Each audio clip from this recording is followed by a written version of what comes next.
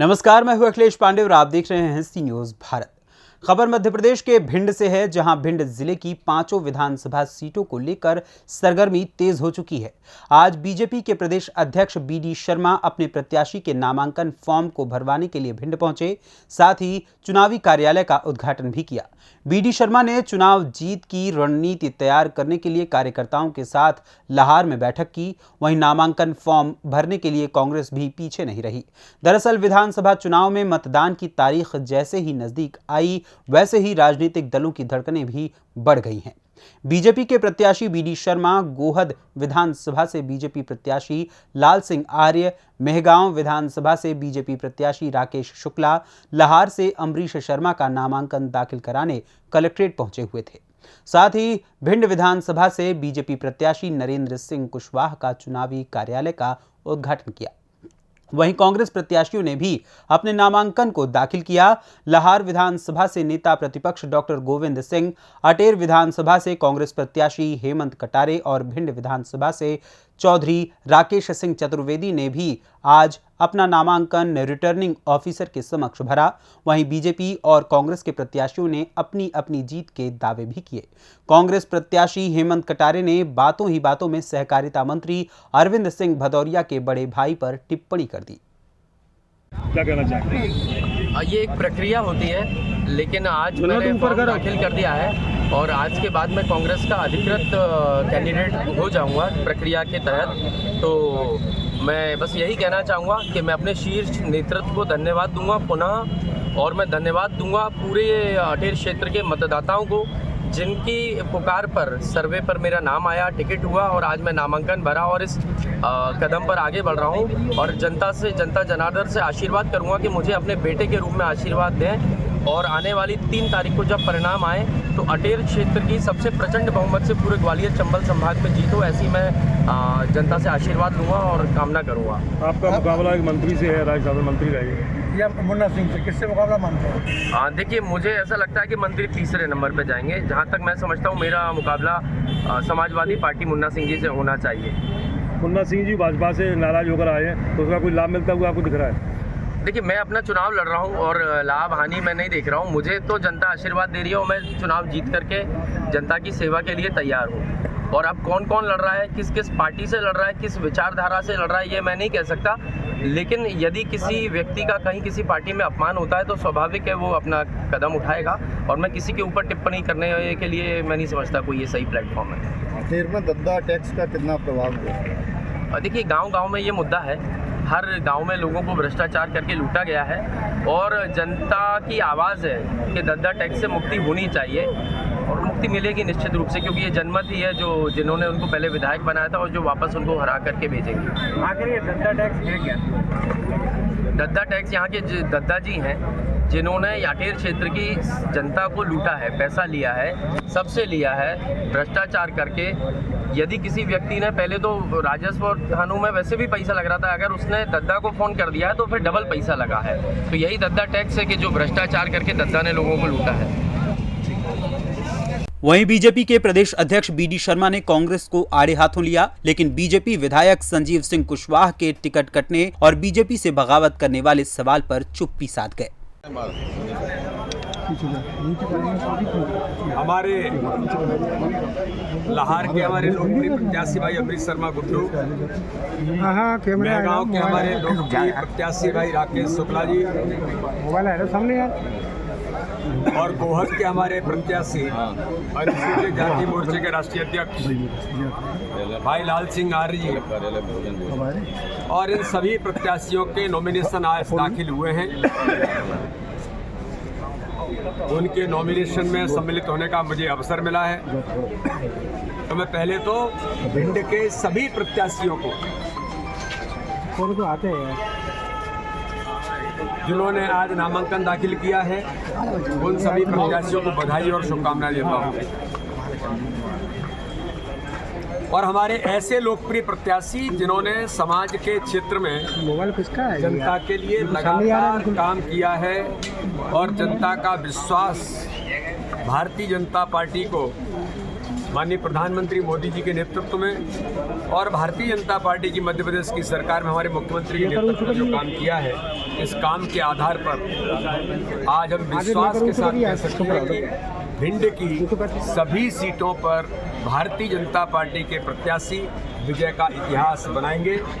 और इस बार ये चुनाव प्रत्येक बूथ पर लड़ा जाने वाला चुनाव है। विकास और गरीब कल्याण, ये दो महत्वपूर्ण हमारे, जो हमने मध्य प्रदेश के 2003 का बीमारू राज्य था कांग्रेस के समय का, उसको विकसित राज्य की श्रेणी मिलाकर आज ये स्वर्णिम मध्य प्रदेश बनाने की संकल्पना के साथ हम मैदान में उतरे हैं।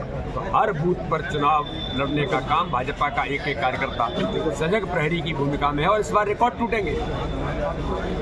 बाकी सीटें तो हम जीतते ही हैं, लेकिन इस बार भिंड के अंदर बिहार विधानसभा में भी भारतीय जनता पार्टी विश्वास के साथ आज कहता हूँ तो सारी सीटें भारतीय जनता पार्टी इस बार विजय का इतिहास बनाएगी। और पूरे मध्य प्रदेश के अंदर आज तक के इतिहास की सर्वाधिक सीटें विकास और गरीब कल्याण के आधार पर। ये झूठ बोलने वाली ताकतों को लोग पहचान गए। अपराधीकरण, राजनीति के गुंडीज्म को करने वाले लोगों ने पहचाना है।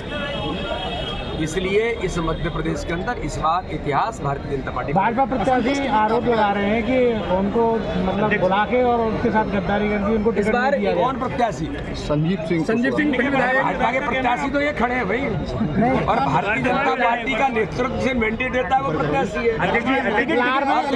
लार में भी अलग हुए, भिंड में भी अलग हो गए भारतीय जनता पार्टी से। भारतीय जनता पार्टी दुनिया का सबसे बड़ा राजनीतिक दल है। पंच सरपंच से लेकर के 16 राज्यों में सरकार से लेकर देश के प्रधानमंत्री तक भारतीय जनता पार्टी का कार्यकर्ता आज जनता की सेवा में लगा है।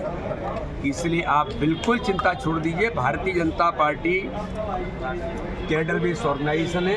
यहाँ तो कार्यकर्ता चुनाव लड़ते हैं और कार्यकर्ता पद्धति पर काम करते हैं। चाहे लाहौर हो चाहे भिंड हो, बगावत करने वाले लोगों को इतने बड़े मन के अंदर जब कोई किसी के मन के अंदर कुछ होता है वो चलता रहता, हमारी व्यवस्था है।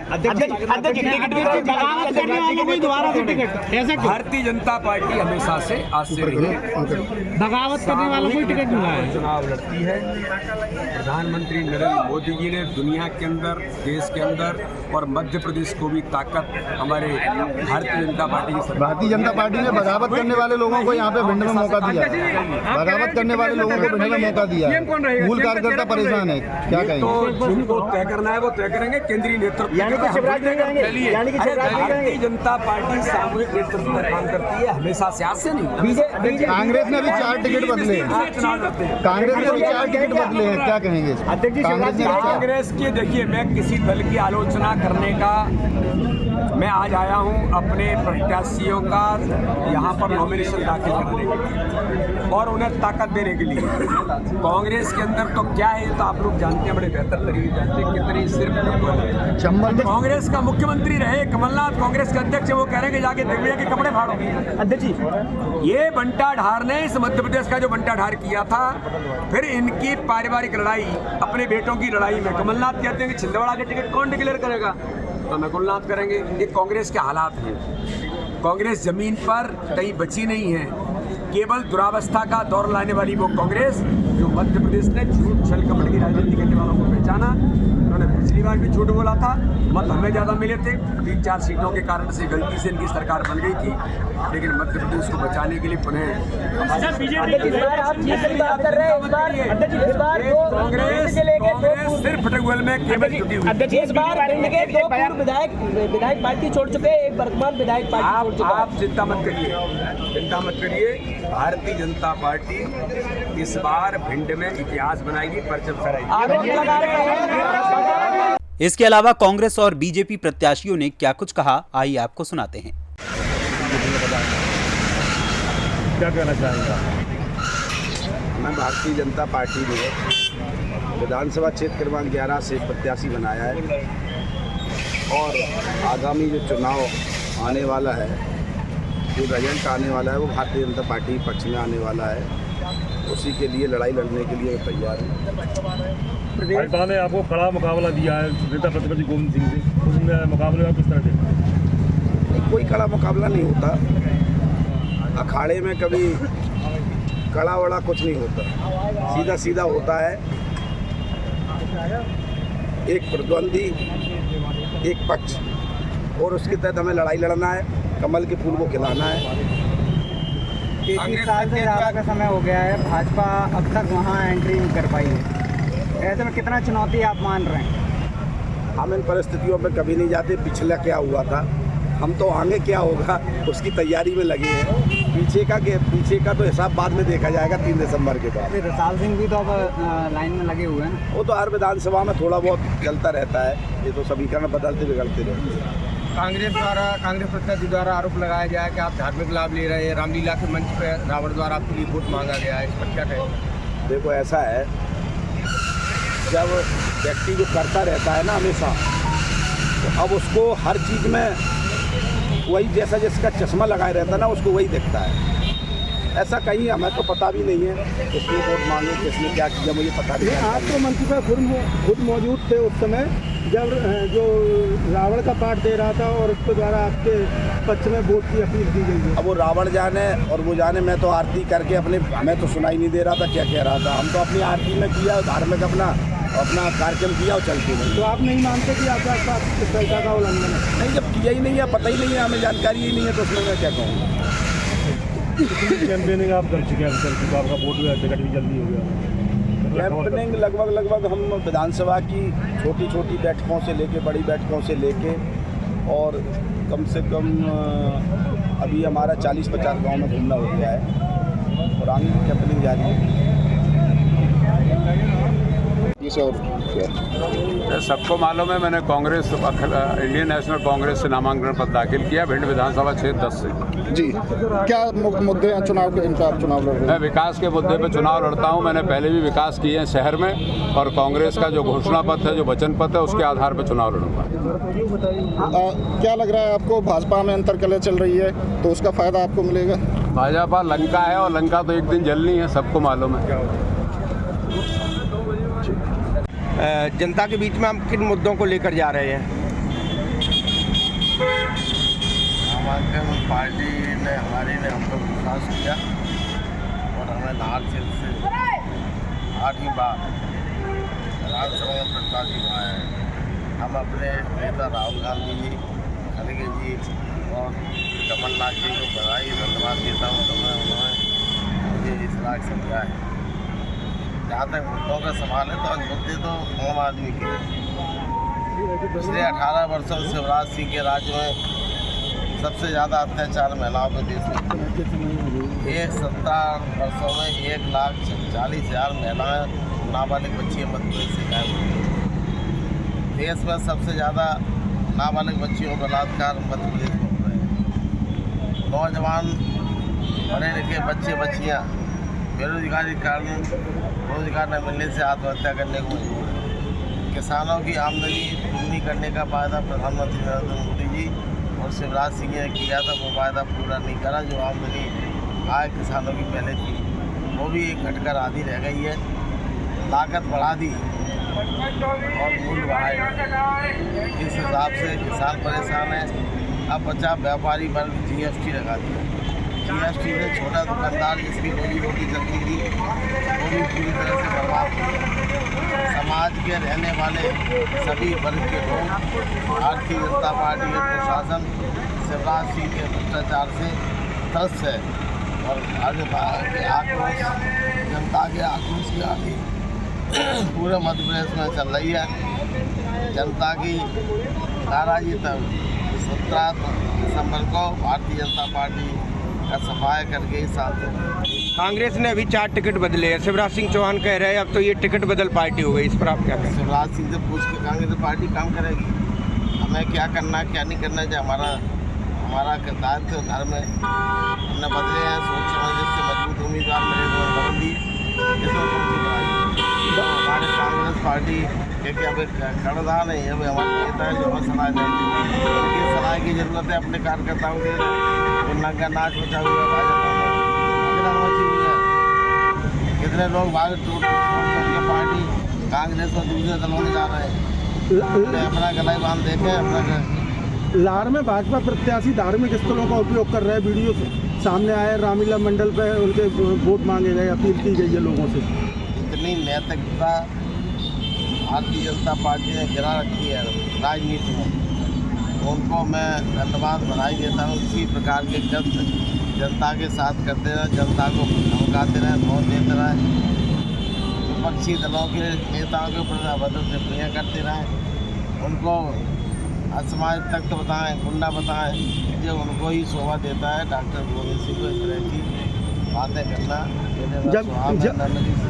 जबकि उस मंच पे खुद भाजपा प्रत्याशी अमरीश शर्मा मौजूद थे, क्या इसकी निर्वाचन आयोग से आप शिकायत करेंगे? मैं कोई शिकायत नहीं है, जनता सब देख रही है, जनता परिणाम बता देगी।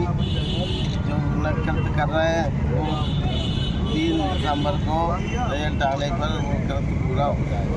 आपने एक कार्यक्रम के दौरान मंच से कहा है कि 5 साल तक हमारी जो भी संपत्ति है वो बढ़ेगी नहीं, इतनी रहेगी और जनता के हाथ में फैसला सौंपा है। मैंने नहीं कहा है, मेरी संपत्ति का देश है, संपत्ति क्यों नहीं बनना, मैंने बताया से कहा हमें ऐसा शासन की योजना है, शासन के माध्यम से सत्ता के अपने घर परिवार रिश्तेदारों के लिए कोई फ़ायदा नहीं पहुँचाएगी। जनता का कर्जा हमारे ऊपर है, जो भी सुख सुविधा लाभ रोजगार धंधे हैं जो लाहौर क्षेत्र की जनता के लिए समर्पित रहेंगे।